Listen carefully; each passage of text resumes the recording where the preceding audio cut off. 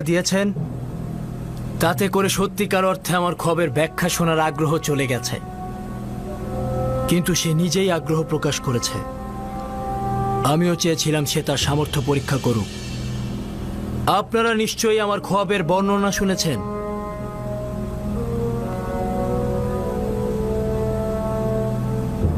কিন্তু আমি আবারও সেটা পুনরাবৃত্তি করছি। প্রথম রজনীতে 7টি পুষ্ট গরু দেখলাম, যেগুলো নীলনদ থেকে বের হয়ে এলো এবং নীলনদের তীরে ঘাস খেতে লাগলো। ঠিক সেই সময় নদী শুকিয়ে গেল এবং 7টি হ্যাংলা পাতলা গরু নীলনদ থেকে বের হয়ে এলো এবং নদীর তীরের গরুগুলোকে হামলা করে গিলে ফেলল। দ্বিতীয় রজনীতে গরুগুলা ছাড়াও 7টি সবুজ পুষ্ট গমের দানা দেখলাম। এরপর পরই 7টি শুকনো রোগা গমের দানা দেখলাম।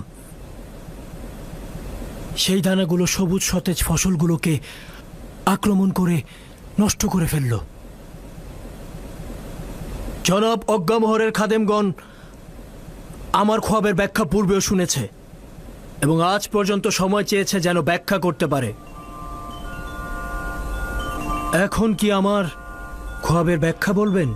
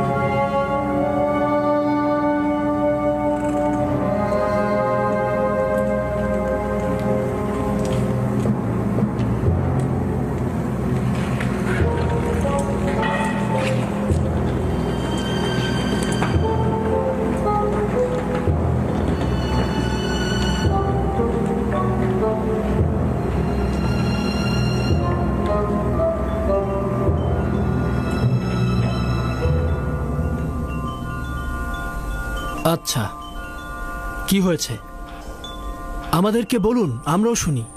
আমি অসংখ্যবার তালাশ করেছি, নক্ষত্র ও তারাপুঞ্জিদের অবস্থান নির্ণয় করেছি, মৃতের আর্তনাদ অন্বেষণ করেছি, শয়তান ও প্রেতাত্মাদের সহযোগিতা কামনা করেছি যেন আপনার খোয়াবের ব্যাখ্যা করতে পারি, কিন্তু এমন কোনো খোয়াব নেই যেগুলি আমরা ব্যাখ্যা করতে সক্ষম হইনি, কিন্তু আপনার খোয়াব একেবারেই ভিন্ন।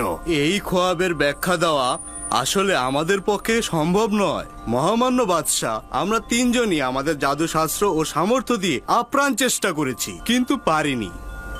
আমাদের সকল খোয়াব বিশ্লেষণকারীদের ব্যাখ্যা হচ্ছে প্রাগৈতিহাসিক কাল থেকে গরুকে মিশরের জন্য বছর হিসেবে ব্যাখ্যা করা হয়েছে।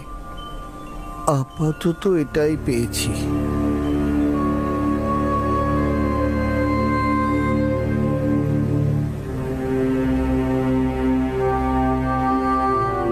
বছর?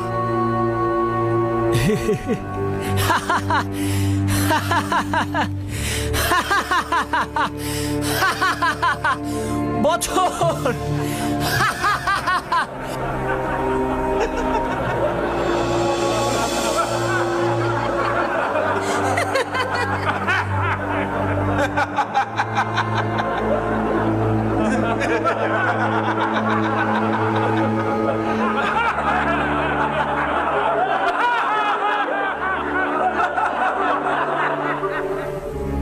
পাহাড় খুঁড়ে ইঁদুর বের হয়েছে, আর নীলনদ থেকে মশার জন্ম হয়েছে।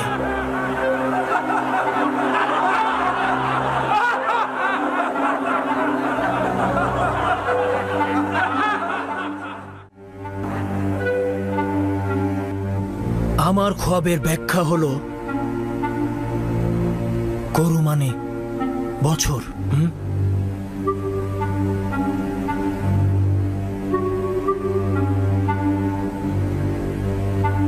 আচ্ছা ইউজারসিফ, এবার তুমি বলো, তোমার খোয়াবের ব্যাখ্যা দেওয়ার পালা। ব্যাখ্যা নয় আলী জনাব, আমি আপনার খোয়াব রূপান্তর করে বলতে চাই।